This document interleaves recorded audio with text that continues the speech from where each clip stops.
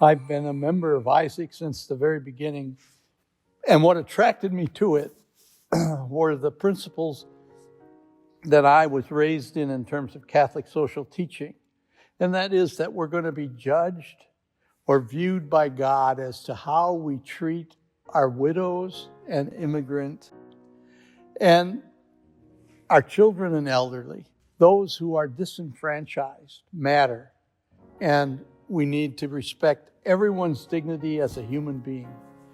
And so in the Benedictine training I had, the principal thesis was, welcome every stranger as if they were Christ himself. And so by giving people that dignity and that honor, it's really an amazing transformation in life. And you have to fear no one. And this current political situation has been very discouraging, to say the least, in terms of treating those who are disenfranchised with dignity. And so how do I keep hope in the midst of that? And I looked to one of my teachers who wrote a book of poems, or wrote several books of poems. He's dead now, died at 103. But this one is called, it's got a Latin name, Mysterium Tremendum et Fascinatum.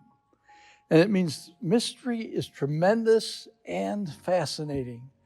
And it goes, it's based on the Isaiah 6:5, which says, I said, woe to me, I am lost, for I am a person of unclean lips, yet my eyes have seen the King, the Lord of hosts. There's the hope at the end of that sentence. And like Isaiah, I too have unclean lips. Step back, tremble before the holy, and draws me close, that live coal may purify my mouth when I answer to the judge. Shall I be judged by law or by the holy, which stands behind it? If I can choose between edict and the bush that burns, unconsumed, I'll embrace the implacable Torah. Any thug who stumbles into court might escape between see-through cracks in the 366 prohibitions of the law. If I have trouble living in history with the Torah, where are the fissures in the holy? I do not speak of antiseptic rectitude, but fire's absolute autonomy that scolds me for putting dirty sandals on glowing cinders, but invites me to approach barefoot. And so we need to realize that every situation, we're really on holy ground. And we should take off our shoes and recognize that and respect the people who are in front of us. And in terms of hope, I like to turn to Amanda Gorman, poet laureate of a few years ago. The poem is called Closure. To begin again isn't to go backwards, but to decide to go.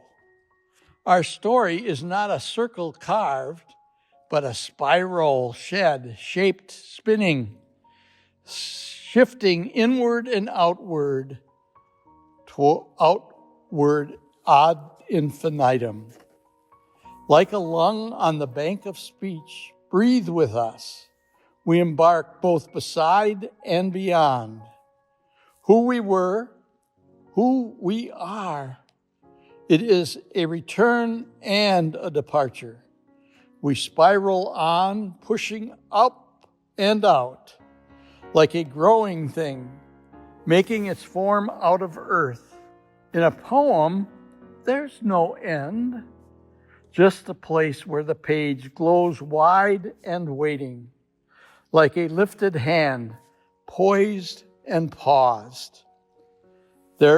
Here is our bond, unbordered by bone. Perhaps love is how it feels, to breathe the same air. All we have is time, is now. Time takes us on. How we are moved says everything about what we are to each other and what we are to each other, if not everything. We're called to be everything to each other and to show that respect. And that's what I believe Isaac brings to our community. Amen.